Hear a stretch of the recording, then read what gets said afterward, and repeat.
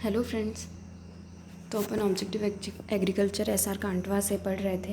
अपन देखते हैं अब नेक्स्ट क्वेश्चन क्या है। Intensive 151 intensive agriculture area programme came into operation in. अपन ने याद किया था IADP और IAAP साथ में, ठीक। अब अपन ने कैसे याद किया था, 60 की सीरीज़ चला रहे थे, डी की जगह अपन 0 बना रहे थे और ए की जगह अपन 4 बना रहे थे। हो गया। तो IAAP 1964 intensive agriculture area programme कब आया था? 1964। एक ही ऑप्शन है, अपने को कंफ्यूज होने की भी ज़रूरत नहीं है, ए आंसर होगा इसका। देखते हैं नेक्स्ट 151 का answer. 152 Which 5-year plan aim at attaining self-sufficiency in food? कौन से 5-year प्लान में अपन ने सेल्फ सफिशिएंसी चाही थी खाद्य भंडार में? 3rd में, 4th में, 5th में, 6th में? चलो देख लेते हैं 152 का आंसर क्या होगा। 152 का आंसर है बी। ओके। अब 53 question. For social justice government started new programme. Social justice के लिए गवर्नमेंट ने न्यू प्रोग्राम स्टार्ट किया था। कौन कौन से स्टार्ट किए थे? Small farmer development agency SFDA, marginal farmers and agriculture labours scheme MFAL, drought prone area programme. देखो सारे प्रोग्राम लॉन्च किए हैं, लेकिन अब अपने को ये देखना है सोशल जस्टिस के लिए गवर्नमेंट ने कौन से किए थे। ऑल ऑफ दिस, ये सारे जो है वो सोशल जस्टिस के लिए किए गए थे। और अपन देख लेते हैं 153 का आंसर क्या होगा। डी, ऑल ऑफ दिस इसका आंसर होगा।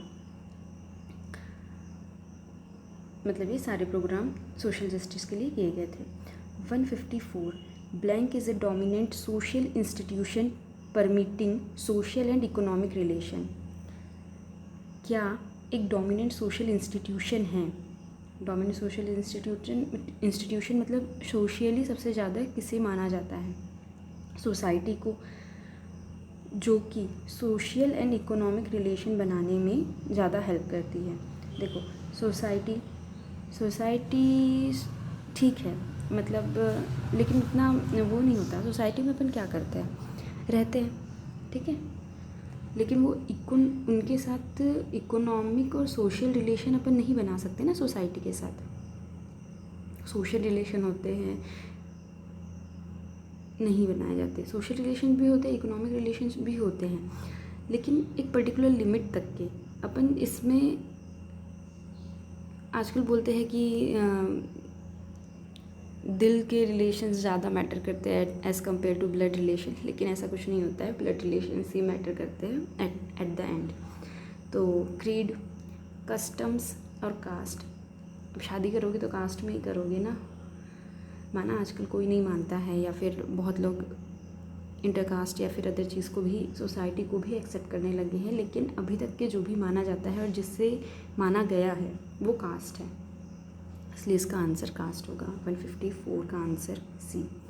155 rural community differ from urban community in relation population density culture environment. All of this होगा ना। रूरल कम्युनिटी कैसे अलग होती है अर्बन कम्युनिटी से? पॉपुलेशन डेंसिटी अर्बन कम्युनिटी की ज़्यादा होती है। कल्चर देखो गांव वाले जो होते हैं, गांव में जो लोग रहते हैं वो लोग हर चीज़ अच्छे से फॉलो करते हैं, कल्चर उनका पूरी तरह से फॉलो करते हैं। शहर में क्या होता है कि लोग भी कम होते हैं और मतलब न्यूक्लियर फैमिली रहती है ना, तो वहाँ पे उतने अच्छे से नहीं कर पाते।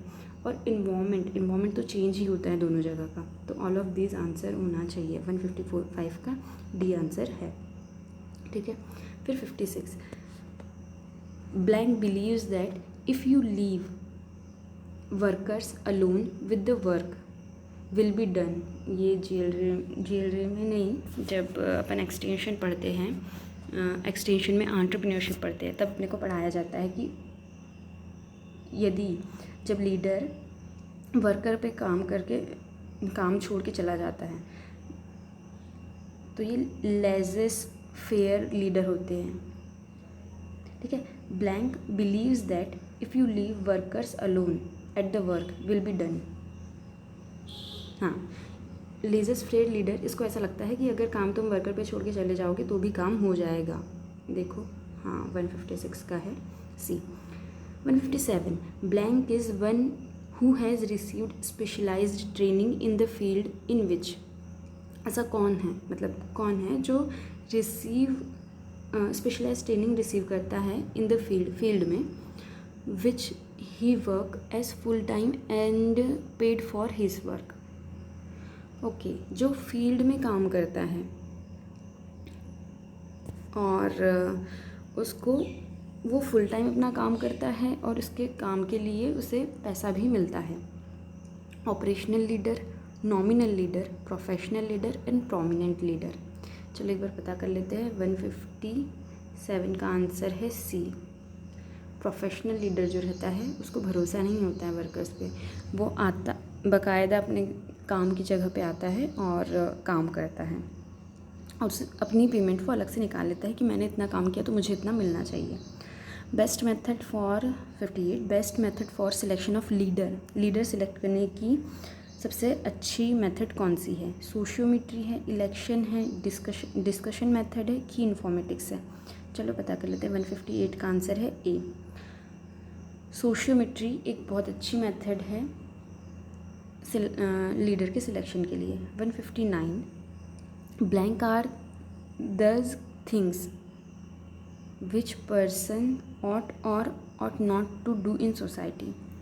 ओके, ऐसा क्या है, ये ऐसी चीज़ें हैं जो की भी जा सकती है और नहीं भी की जा सकती है सोसाइटी में। मतलब तुम्हें बताया जा सकता है कि हाँ ये करना चाहिए, अब करना है नहीं करना है वो तुम्हारे ऊपर डिपेंड करता है। 159 का आंसर हो गया बी, मोर्स।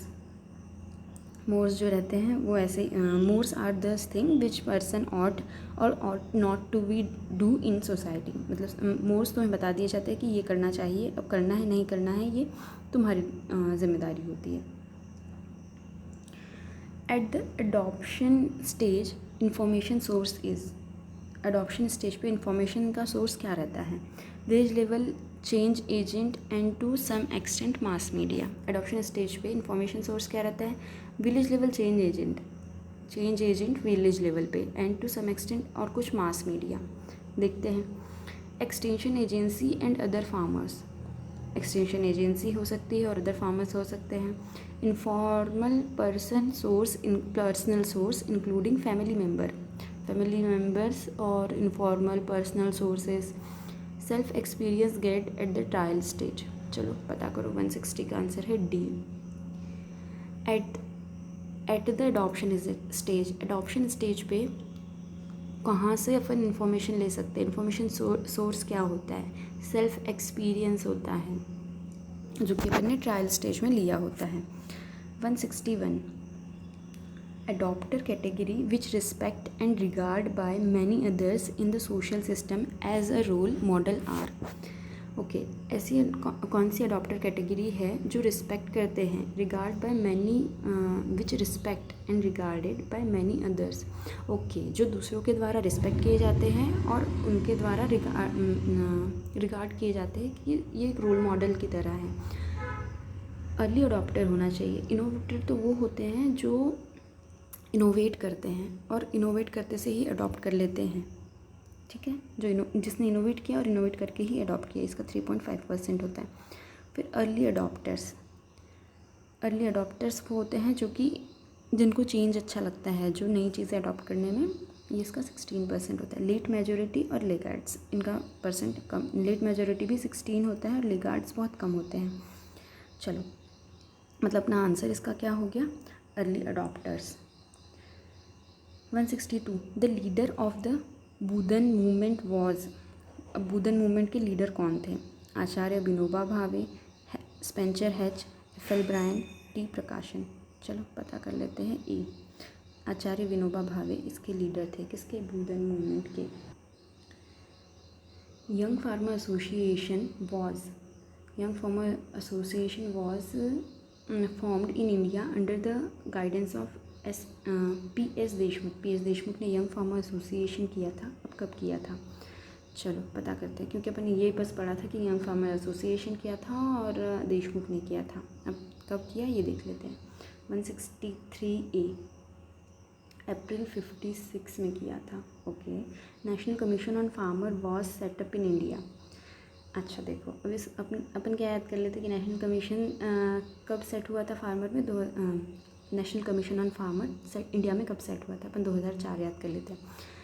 अब यहाँ पे देख के अपने क्वेश्चन देख के अपने को पता चला कि नहीं, इसका मंथ भी याद करना पड़ेगा। 2004 में इतना अपने को याद है, लेकिन अब फेब में है कि जून में है ये अपने को याद नहीं है। 164 का सी आंसर, मतलब फेब 2004 में नेशनल कमीशन आया था। Who was the first chairman of national commission on farmer. National commission on farmer के फर्स्ट चेयरमैन कौन थे। 165 नहीं पढ़ा है क्योंकि अपन ने बी आंसर है सोमपाल, है ना, Sompal. National agriculture science museum was inaugurated on 3 November 2004 by. 3 November 2004 को नेशनल एग्रीकल्चर साइंस म्यूजियम किसके द्वारा इनॉग्रेट किया गया था। 166 का आंसर देख लें क्या अपन, बी, APJ अब्दुल कलाम के द्वारा किया गया था। National agriculture science museum is located. National agriculture science museum कहाँ लोकेटेड है। देखो अब यहाँ पे अपने को नेशनल एग्रीकल्चर साइंस म्यूजियम्स के रिगार्ड कितनी बातें पता चली कि नेशनल एग्रीकल्चर साइंस म्यूजियम है, पहली बात। दूसरा, 3 नवंबर 2004 को इसको इनॉग्रेट किया गया था। तीसरा, APJ अब्दुल कलाम ने इनॉग्रेट किया था। चौथा, अब देख लेते हैं कि कहाँ पे है। 167A न्यू दिल्ली में है। National food for work programme was launched on. National food for work programme कब लॉन्च किया गया था। नेशनल फूड फॉर 168 का आंसर देख लेते हैं अपन, बी, नवंबर 14, 2004। अच्छा, 14 नवंबर 2004, ठीक है। National food for work programme was launched on 14 November 2004। National food for work programme implemented as a. National food for work programme implement किया गया था, इसमें मतलब सेंटर और स्टेट का परसेंटेज क्या था वो देख रहे हैं अपन। 169 का ए, ये national food for work programme जो है वो 100% सेंट्रली स्पॉन्सर्ड स्कीम है। मतलब इसमें जितना भी पैसा लगेगा पूरा गवर्नमेंट देगा, वो भी सेंट्रल गवर्नमेंट देगा, स्टेट को इसकी कोई टेंशन लेने की ज़रूरत नहीं है। 169, 170 स्वर्ण जयंती ग्राम स्वरोजगार योजना वॉज लॉन्च्ड इन। स्वर्ण जयंती ग्राम स्वरोजगार योजना कब स्टार्ट हुई थी। मुझे याद है रबी 1999 में हुई थी, तो उस हिसाब से देखते हैं। अप्रैल 1999, अक्टूबर 1999, जनवरी 2000। तो देखो यहाँ पे रबी है तो मतलब 2 हो सकता है ना, जनवरी 2000 भी हो सकता है और अक्टूबर 1999 भी हो सकता है। 170 ए, रबी 1999, मतलब रबी हो गया अप्रैल 1999। चलो next, which one of the following pairs not correct. इनमें से कौन सा पेयर करेक्ट नहीं है। संपूर्ण ग्रामीण रोजगार योजना 2001 में, प्रधानमंत्री ग्रामोदय योजना 2000 से 2001, रूरल एम्प्लॉयमेंट जनरेशन प्रोग्राम 1995, प्रधानमंत्री ग्राम सड़क योजना 1999 2006 में थी क्या, देखो 71 डी, वही ना, प्रधानमंत्री ग्राम स्वरोजगार योजना, प्रधानमंत्री ग्राम सड़क योजना 2006 में स्टार्ट हुई थी। The government sponsored Firka development scheme was launched under the guidance of.